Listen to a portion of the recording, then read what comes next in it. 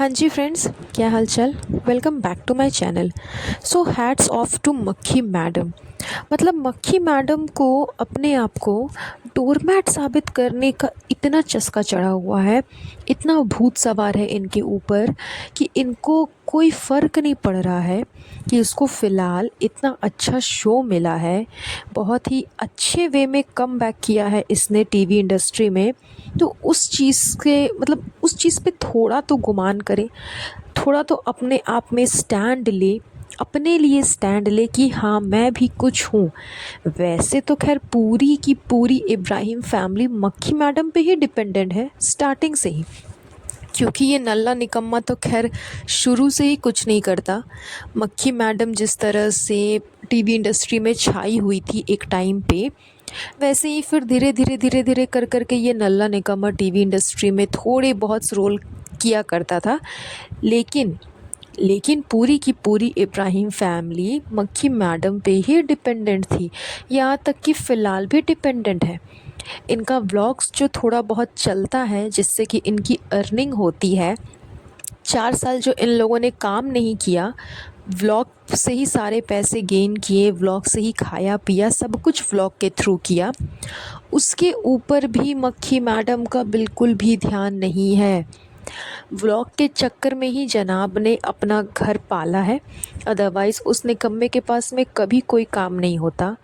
And जिस तरह से मैडम साहिबा ने बोला कि उसने जानबूझ कर के टीवी इंडस्ट्री में वापस से कम बैक नहीं किया क्योंकि वो थक गई थी, उसको रेस्ट करना था, हस्बैंड के लिए डब्बा पैक करना था, बच्चे को पालना था, मतलब फ़लाना ढिमकाना, बहुत सारे एक्सक्यूज़ेस दिए। लेकिन फाइनली 4 साल के बाद उसने कमबैक कर लिया। वो अलग बात है कि वो वेट कर रही थी कि कब उसको काम मिले, क्योंकि 4 साल तक उसे कोई काम ही नहीं मिल रहा था। 2 बार तो सॉरी 2 बार नहीं, एक बार तो खैर उसका जो भी हुआ था मैं उस चीज़ को रिपीट नहीं करना चाहती। काफ़ी के साथ में वैसा होता है, मैं नहीं चाहती कि मेरी उस बात से बाकी सभी लेडीज़ को हर्ट हो। तो जो भी सिचुएशंस हुआ था जिस वजह से वो काफ़ी डिप्रेस थी, तो उस वजह से भी वो काफ़ी दिनों तक वो काम नहीं कर रही थी। फिर बीच में प्रेगनेंसी कंसीव हो गई, देन फिर बेबी हो गया, तो उसके पीछे टाइम देना, तो मतलब इन सब चीज़ों की वजह से उसको अगर काम मिल भी रहा होगा तो उसने एक्सेप्ट नहीं किया। वैसे तो खैर काम मिल ही नहीं रहा था, लेकिन जैसे ही थोड़ी सी वो रिलैक्स हुई और उसको काम मिला, उसने फटाक से लपक करके तुरंत से काम एक्सेप्ट कर लिया, ले लिया, टीवी इंडस्ट्री में वापस से बैकआउट कर मतलब बैक आ गई, वापस से वो आ गई। तो थोड़ा तो अपने लिए स्टैंड ले। हर समय लप्पू जनाब को ही इतनी ज़्यादा इम्पोर्टेंस देने की क्या ज़रूरत है। मतलब मेरा मैन चाइल्ड, मेरा man child, yes guys, yes guys. मैं मेक श्योर करती हूँ ना कि मेरी जनाब को ना सबसे पहले एकदम फर्स्ट डे जिस दिन लॉन्च हो ना, उसी दिन आईफोन में ला करके दूँ। हाँ, वो अलग बात है कि मेरे जनाब इतना ज़्यादा एफर्ट्स नहीं डालते, लेकिन मैं मेक श्योर करती हूँ। जनाब मेक श्योर तो नहीं करते, लेकिन मैं मेक श्योर करती हूँ। और फ़िलहाल जनाब ने उसको फ़ोन दिया भी है, तो क्यों दिया है? क्योंकि उसके पुराना वाला जो फ़ोन था वो टूट गया है।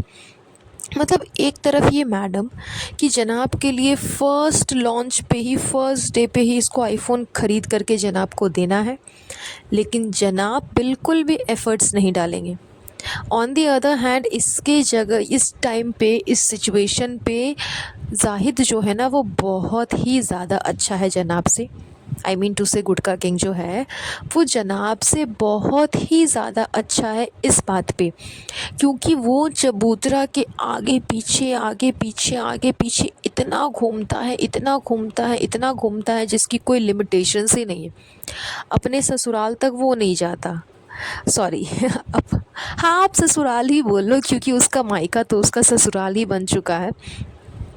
वो अपने यहाँ जो घर है, नए वाले घर पे ससुराल में इसको अपना मायका बना लिया है, यहाँ पे वो हमेशा से रहने लग गया है।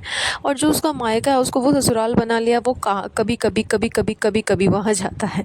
जैसा कि जनरली दामाद लोग जो है वो करते हैं कि ससुराल कभी कभी जाते हैं और अपने घर पे ज़्यादा टाइम रहते हैं। लेकिन गुटका किंग के साथ में अलग ही केस है। उसका जो मायके है, उसका जो अपना घर है, उसको उसने ससुराल बना दिया, वहाँ वो कभी कभी जाता है। एंड जो उसका ससुराल है उसको उसने मायके बना लिया। वहाँ वो 24 घंटे साल के 365 दिन वो वहीं पे रहता है। तो खैर ये तो खैर उसकी चॉइस है। लेकिन हाँ, जिस तरह से वो चबूतरा के आगे पीछे घूमते रहता है, वैसा तो खैर जनाब से आप एक्सपेक्ट भी नहीं कर सकते कि उसका 10% भी जनाब मैडम के लिए करते होंगे।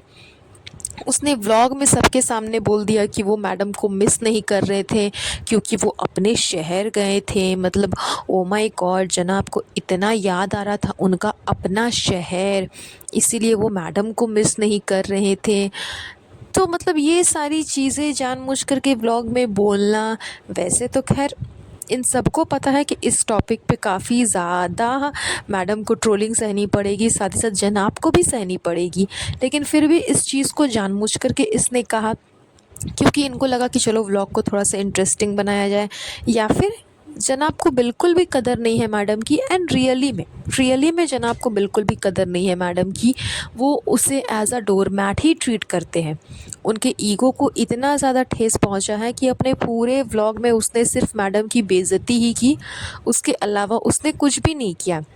एंड जब आपने देखा होगा कि मैडम साहिबा दिखा रही है कि मैं नाराज़ हूँ, मैं गुस्सा हूँ, जनाब को कोई फ़र्क नहीं पड़ रहा कि मैडम नाराज़ है या मैडम गुस्सा है तो मैं उसे थोड़ा सा पैम्पर करूँ या उसे मनाऊँ। जनाब सारी की सारी बातों को हंसी में उड़ा दे रहे हैं। उनको कोई फ़र्क नहीं पड़ रहा है कि मैडम उनसे नाराज़ है। एंड ये डोरमैट उनके लिए वेज थाली बना रही है, कभी कुछ बना रही है, कभी नान बना रही है, तो कभी मटन बना रही है, अचारी मटन बना रही है। मतलब मैडम को फ़र्क ही नहीं पड़ रहा है कि जनाब उन्हें एज अ डोरमैट ट्रीट करते हैं। ये कितना अपने आप को डोरमैट बना बना करके रखेंगी, मुझको तो समझ में नहीं आता। फ़िलहाल अच्छा खासा काम भी है इसके पास में, घर भी है, लग्जरियस लाइफ भी जी रही है, मम्मी भी है सपोर्ट करने के लिए, फादर भी कभी कभार मिलने आ ही जाते हैं। किसी चीज़ की इसको प्रॉब्लम नहीं है, किसी भी चीज़ से रिलेटेड कुछ भी अगर इसको चाहिए होगा तो इसे सोचना नहीं पड़ेगा। फिर भी अपने आप को जनाब से कम समझती हैं, अपने आप को समझती हैं कि मैं जनाब के नीचे हूँ। यस गाइस, मेरे जनाब ने मुझे फ़ोन दिलाया, आईफ़ोन, तभी मैंने लिया, उससे पहले मैंने नहीं लिया था। जनाब मुझे बैग दिलाएंगे तभी मैं लूँगी। मैंने जनाब को बोला था मुझे ये गिफ्ट ला कर के देने के लिए, मुझे वो डिनर सेट चाहिए था, लेकिन जनाब ने नहीं ला कर के दिया। तो अब वो ला कर के देंगे ना तभी मैं उसे परचेज़ करूँगी, तभी मैं उसे रखूँगी। मतलब ये सारी नौटंकी दिखाने की क्या ज़रूरत है। मैडम खुद इतनी सफिशिएंट है कि वो परचेज़ कर सकती हैं ये सारी चीज़ें, लेकिन फिर भी अपने आप को डोरमैट साबित करना, अपने आप को आदर्शवादी पत्नी साबित करना। ओ माय गॉड, मेरा पति मेरा देवता, मैं तो पतिव्रता हूँ सॉरी।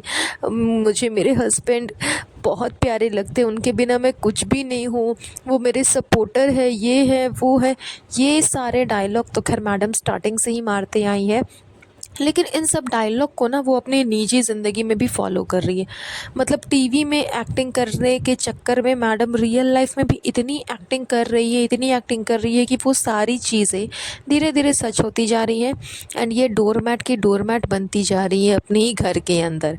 आई होप कि मैडम अब तो अपने लिए थोड़ा बहुत स्टैंड ले।